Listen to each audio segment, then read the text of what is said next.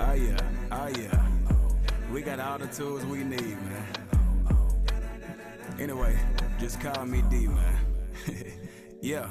Lord, keep me humble, seeking your will with a dying effort. I'm trying to find a balance of peace and applying pressure. I'm grateful for the wisdom that I never rely on pleasure. Credit goes to the Spirit, He's been my only professor. Lord, keep me steady. Fill me up if I get sick of patience. Help me do what's right without the need for vindication. Cause God, you paid it all and never have you missed a payment. The least I can do is be somebody's scintillation. Keep me ready. Them demons waiting, so I have to get them. Heal my thoughts and help me fix my people's algorithm. Seize the mess. I think I'm meeting next my season's best. I reconnect not to feed the flesh, just to beat the test. This how I navigate through life without no GPS. It's easy as it get when I see I'm blessed and He sees the rest. Lord, I need the rest. It feels erroneous. I reassert when I read up on Thessalonians. A man don't work, he shouldn't eat. That's why I wake up every day even if I'm beat. I'm not in heaven, so my job is not complete. I look at me, it's time to read. Get up on your feet, get up on your feet, get up on your feet. Hey, you know God with you. The devil. Welcome. Underdog 66.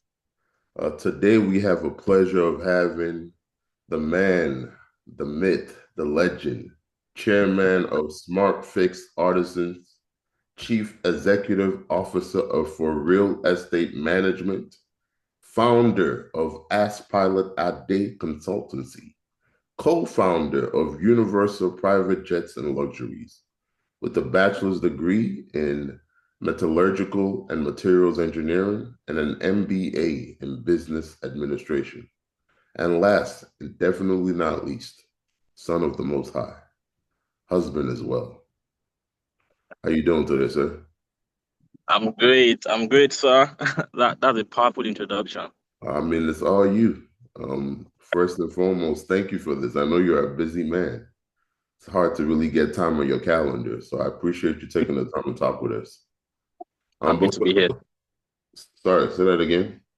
I'm happy to be here. Just happy to be here. Yes, sir. Yes, sir. But for those who don't know you, who is Adenrewaju Okupe? Well, Adenrewaju Okupe. Mm-hmm.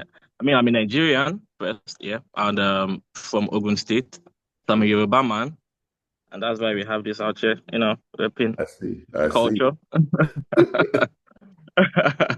Adenrewaju is the third out of 4 children. I'm that child that, my parents wanted a girl after having 2 guys, and then I came, breaking, being all the English word for that now, being against what you're supposed to. Like I'm always that person trying to offset what is, right, to create something. The song you played before now, talking about fixing the algorithm for the people, I really like that track.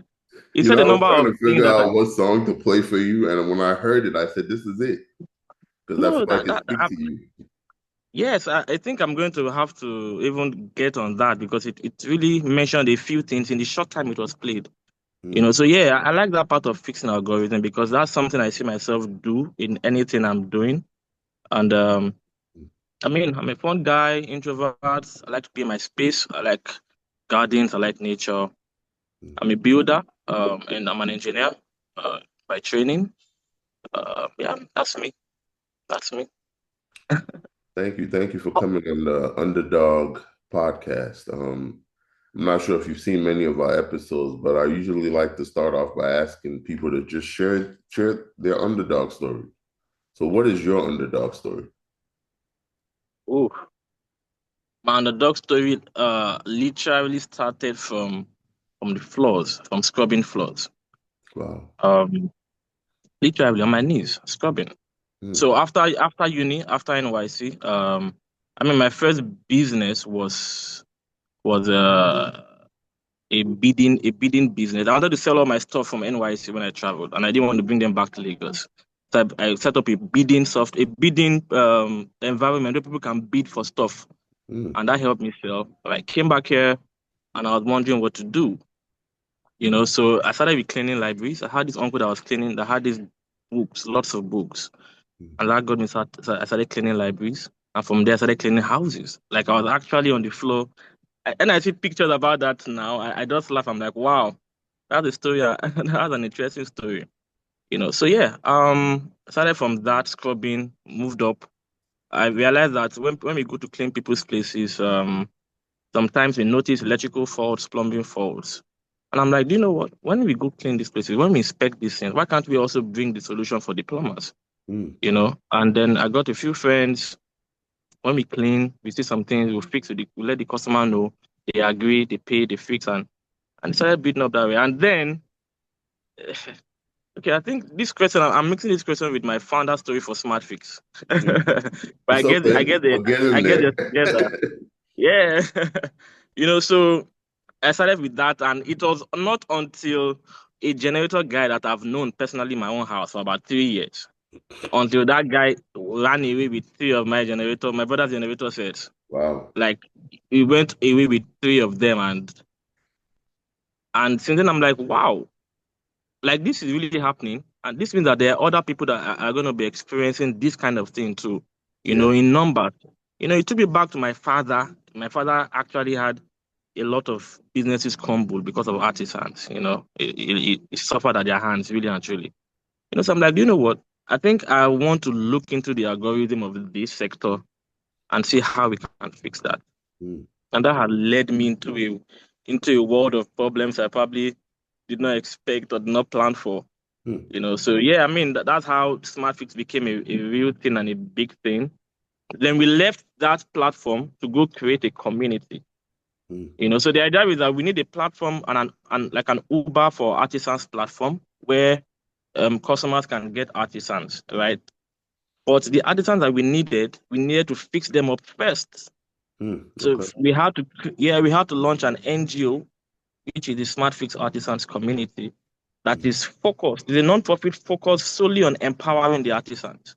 Empower them with soft skills, soft loans, zero interest soft loans, HMOs, legal protection, a family, basically. So that when we give them the jobs in the marketplace, they can level up. They're not hungry and desperate to do quick things and to mess the whole thing up like they would normally do. So yeah. So I started from the beginning of how I started that until where we are now. It's 7 years down the line. It's been crazy. But yeah, the underdog story really started from the floor, scrubbing floors and making sure things work. So yeah, that's my underdog story. Pilot That's Ade, all. no. I've not said all because like this is just the tip of the iceberg. Of From course, of SmartFix. course. Okay, so now we have a community of, let us say, 200 artisans, right? And they don't have jobs. So that led us to saying, okay, do you know what? Let's get property that we would manage so that when we need repairs, we would get our artisans to fix. And that led me into For Real Estate Management. In the introduction, you're like CEO of For Real. So that's For Real there. It came because we needed a place to get jobs for artisans.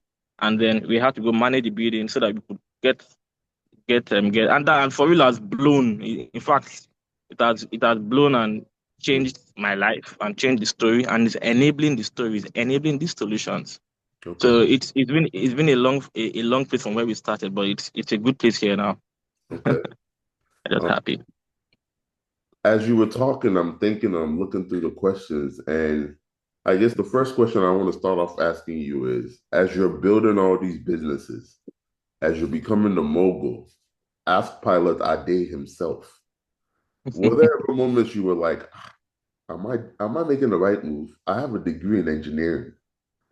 Why am I doing entrepreneurship? Wow, I've asked myself this question. My friends have asked me these questions. Like over the past years have been so rocky. So rocky, so challenging. And you wonder, wait, why am I here? Why am I here? I have this degree in metallurgical and materials engineer, literally in demand all over the world, right? A progress in the metal and math sector is a progress in engineering as a whole. So it's a big deal, and here I am. So yeah, I have actually, to answer your question, I've thought about why. But I'm still here because I'm the guy that likes to see things through, right? I like to see things through, and I like to follow a vision. There is a vision I have in mind for a satisfactory position that I haven't gotten to yet, and that keeps me going. I want to build a place where, okay, so first of all, I know that I am made for impact, right? All the solutions we're working on are not just for profit or just for, to live good and have that title. The real goal is to actually bring impact, to channel impact to people, to communities. In fact, let me just share it here, right? I have it's said that if you want to make an impact in a population, you target the square root of that population. So let's say you have a size of 100 people in a community, and you want to drive some sort of change or some sort of impact in that community. What you need to do is target a square root of that, which is 10 people. But if 10 people can buy your idea is ready to run in the community. And I mean, this Nigeria is a place where people say it every time, the opportunities, but nothing the environment is not so enabling most of the time, right? And now this solution to me has a way to fix that. I know it's dreamy, it's dreamy, and it can be unrealistic. But the truth is that if you follow that same principle, we are about 200 million plus in Nigeria. A square root of that is about less than 15,000. So do you mean that if I take 15,000 artisans, right, and empower them and make them make positive impact in their communities, can Nigeria actually be a better place using that model? Okay, let's go to Africa. What, 1.5 billion, 2 billion? A square root of that is less than 50K population. So if we actually target and empower 50,000, real, not just the title of empowerment. Now, when I say empowerment, I mean real empowerment. Like the person has access to a better life, a better condition of living off of your solution. If we do that for 50,000 Africans, can we actually take Africa to a more self-sufficient continent? So these are the real drivers behind my moves and my actions. And these other places are just ways to execute them. Wow. So yeah. As you were talking just now, you said one word, you said dreamy. And that kind of leads me into my next question. As you are coming up with all these ideas, especially in a place like Nigeria, whereas you don't work, you don't chop, like, have you ever faced skepticism where people just doubted your idea or didn't think it was going to even survive to this point? And if you did, how did you overcome that?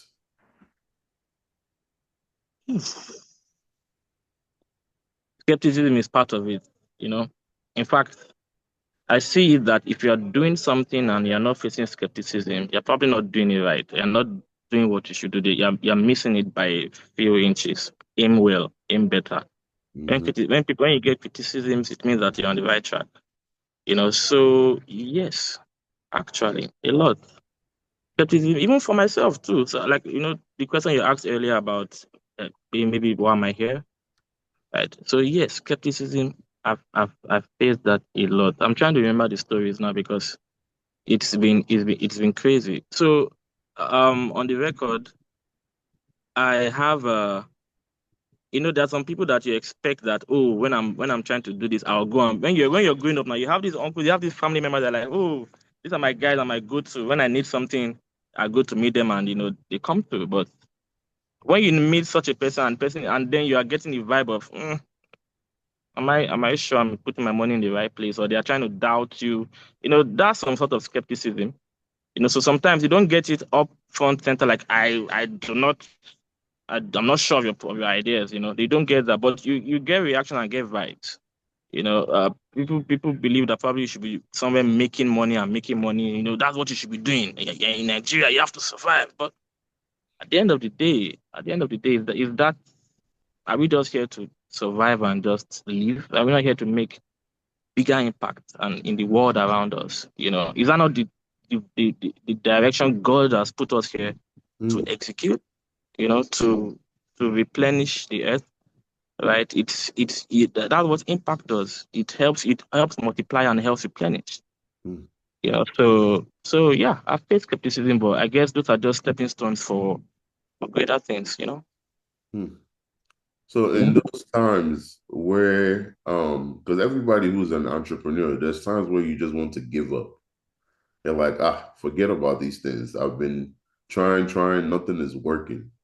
In those times of, I want to say just unsureness, I don't want to say weakness. Where does your strength, or where did your strength come from?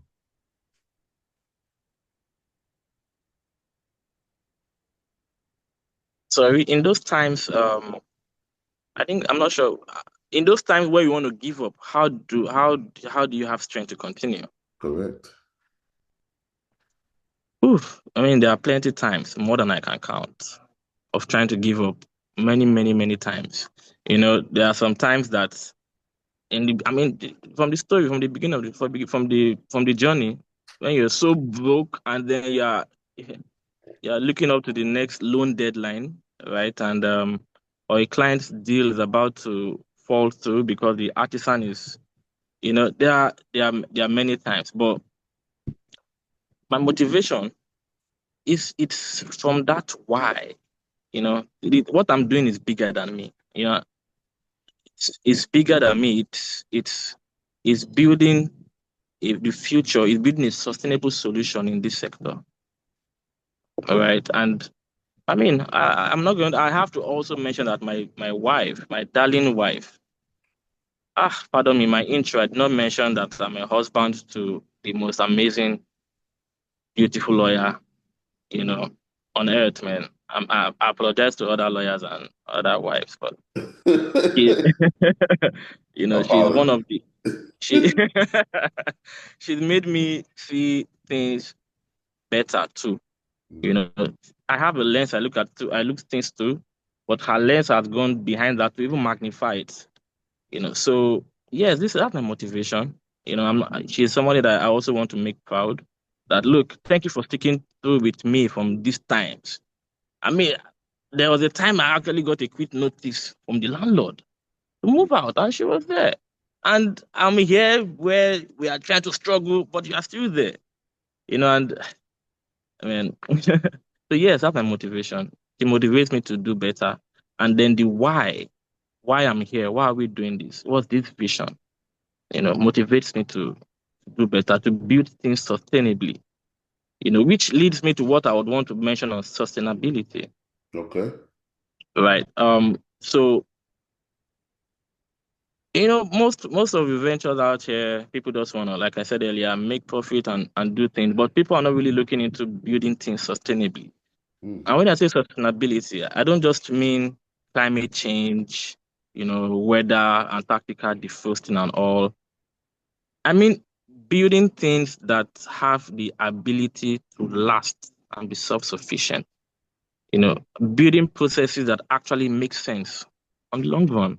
Of course. And in bringing that into my businesses, it's also very confusing. What are you doing sustainability in real estate? What are the people are looking at reducing gas emission, cutting out carbon pollution and plastic waste in the ocean and stuff.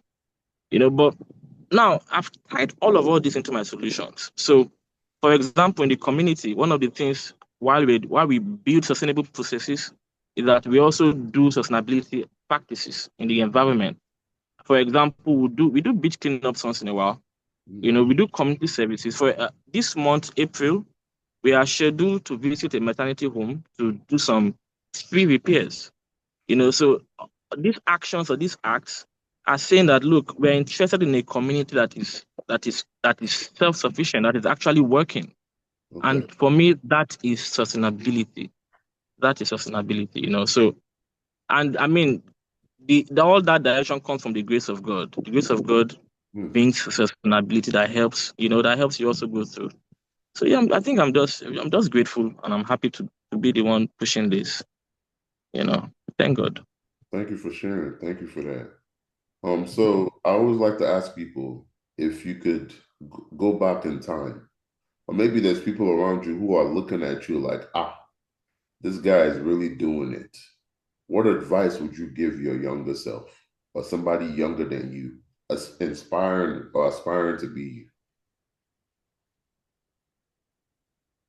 Relax, young man.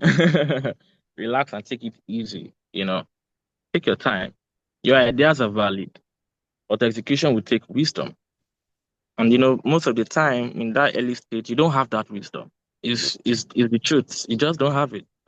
But take your time and learn. Don't try to look successful. Build something sustainable. Trust your instincts. Get advisors, get mentors, and very importantly, protect your peace. Protect your peace. It's something I also learned, and that made me live where I was before. Right. So where I am now is also part of the ways to protect my peace. I'm in a place where I like the flowers, I like green, I like nature. That's exactly where I'm at now. So, but I was not here from the beginning. I am here now. So even wherever you are, wherever beginning, whatever environment you are in, just be calm, walk towards your direction. Don't rush. That's the important thing. Don't rush. Trust God. Very importantly. Keep trusting God. Amen to that. So you shared your underdog story, and let's pivot a little bit. Who is an underdog that you've looked at and be like, this person is really doing it, whether in sports, whether in life, whether in Nigeria, wherever. I always try to have people to name their underdog and kind of shed light on that. Yeah. Interesting question, though. If you had asked me this question some years ago, I'll probably have a different answer. But now my answer is that my underdog is actually the average Nigerian artisan. Really, like the one that is waking up before dawn to catch 2 buses to get to the location. The one that has so much skill and so much talent, but no structure. The plumber in Agege, the carpenter in Aja, the bricklayer in Festac, the electrician in Yaba. So these guys wake up daily and they keep it moving regardless. Regardless, they just keep it moving. And that's why I'm here. I'm here for them. And they're my underdog. The people I look up to. I like their resilience. That's the true spirit that is needed. So yeah, those are my underdog. And I like how you just phrased that. And I guess my question is, for somebody who's trying to listening to this podcast, hearing everything you're saying, and is an artisan out there and like, okay, I want to be coached by Pilot Idea himself. How can they reach you? Where can they find you? How can they get in contact with you? I'm accessible on social media. Pilot ID. I don't think there are multiple instances of that name. So you most likely find me on all social media platforms, which I can also provide for this podcast instead. So yeah, but I have structures around things. My private consultancy is structured. So you should check Ask Pilot ID on Instagram. Send a DM. We'll reach out to you. Schedule a consultancy hour, and fix you where you should. If you're an artisan, you definitely want to be in the SmartFix artisans community. So there's a whole pipeline and structure to take you there. If you need the repairs, there's a structure to take you to where you would get your quality repairs. And so I did not even mention what Pilot ID consult actually do. And let me quickly briefly touch on that if that's cool. Of course, you have time. So I've learned a lot of things during my, during this process of building stuff. And a lot of it is on sustainability. How do I do something that it will work and last?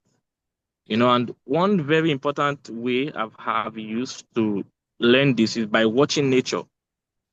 Something really interests me, and it is biomimicry.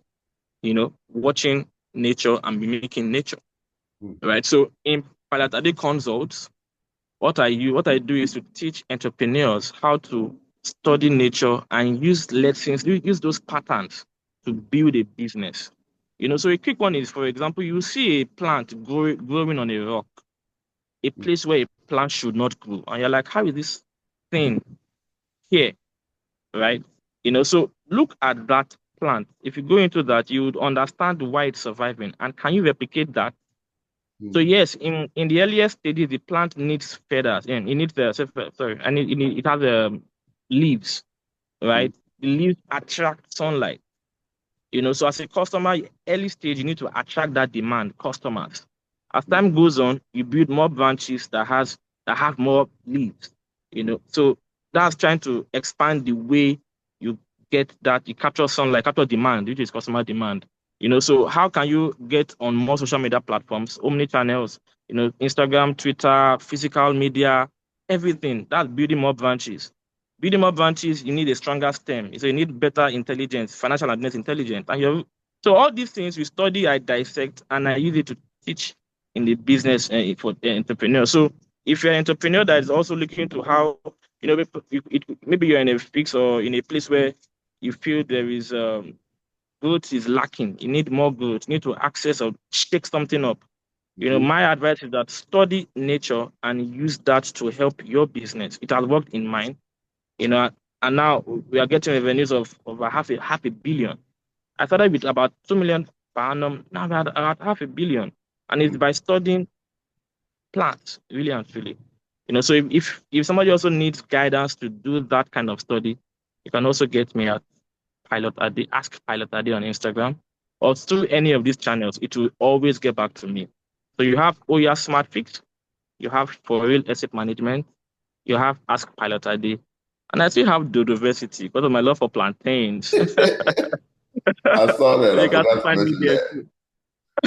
I saw that. I thought that was very, very impressive. I was checking that out.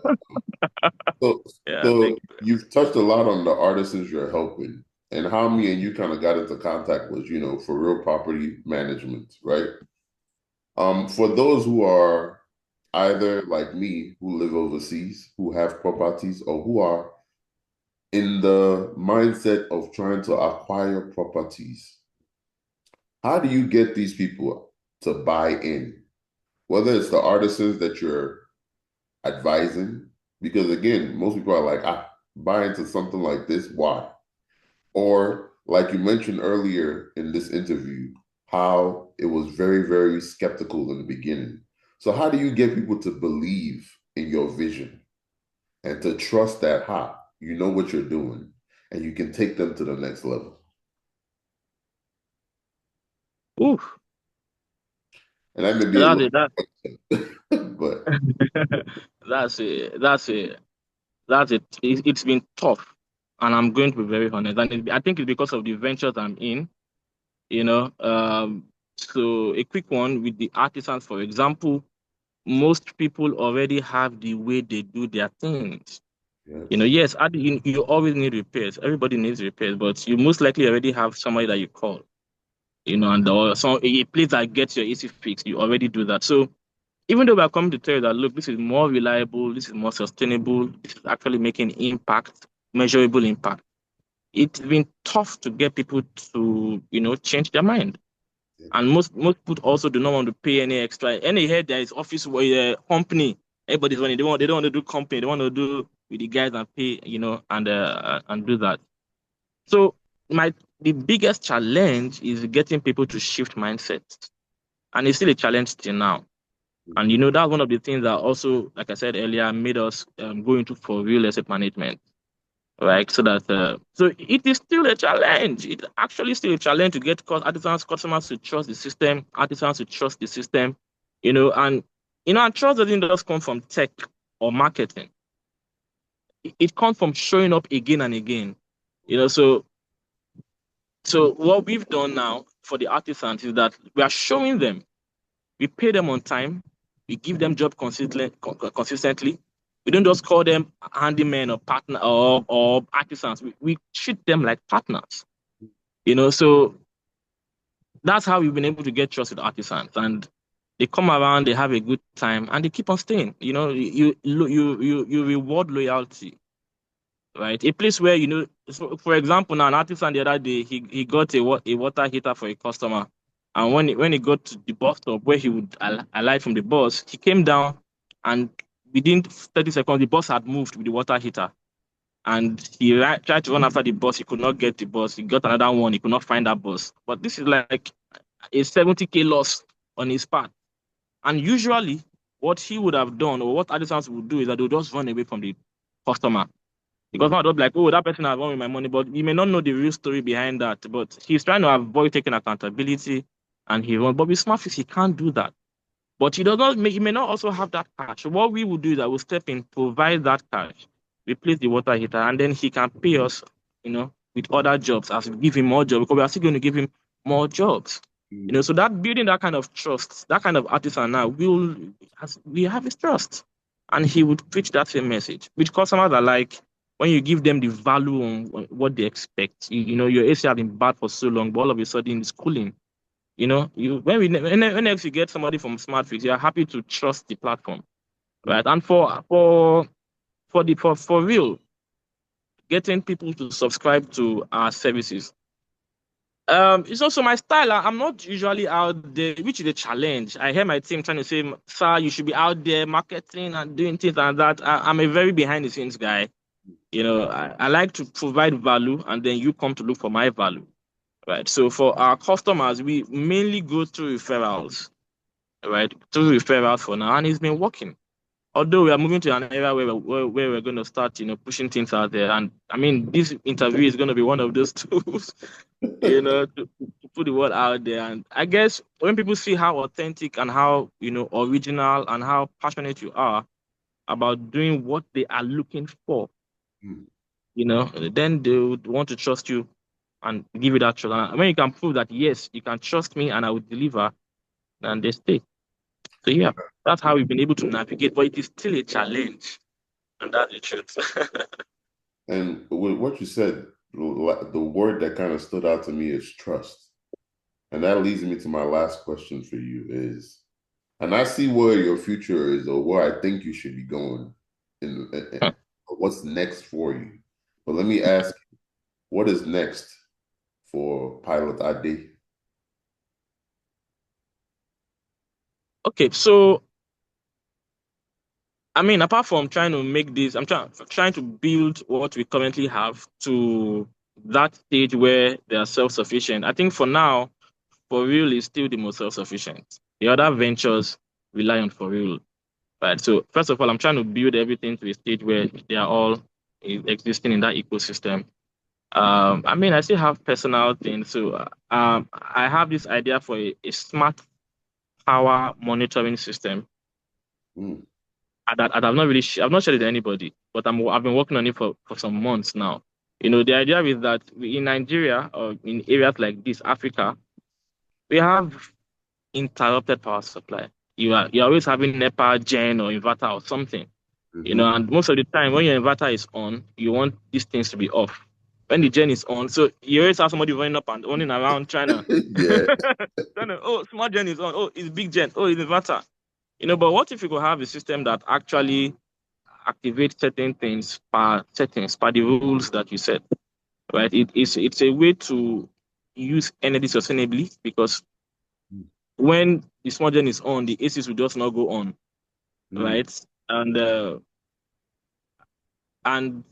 just a way to also monitor the kind of, how much fuel you're consuming. So it's tracking the real data, tracking how much sunlight your inverter is your solar is getting to charge, and having systems that automate based on settings. So when it's on inverter, by 6 p.m., the feed should be off. Okay. And all these things with technology and AI and all these things is very possible. And I believe that even SmartFix has that market to push it. So it's something I'm actually passionate about. And it will also help me, because I'm tired of going out to run around and switch on, switch off that and that, So yeah. And then one more thing I'm still working on is DoDoVersity is something I'm trying to also put more effort in. I love fried plantains, and that's dodo. For people that don't know what dodo is fried plantains. Yeah, we have a believer.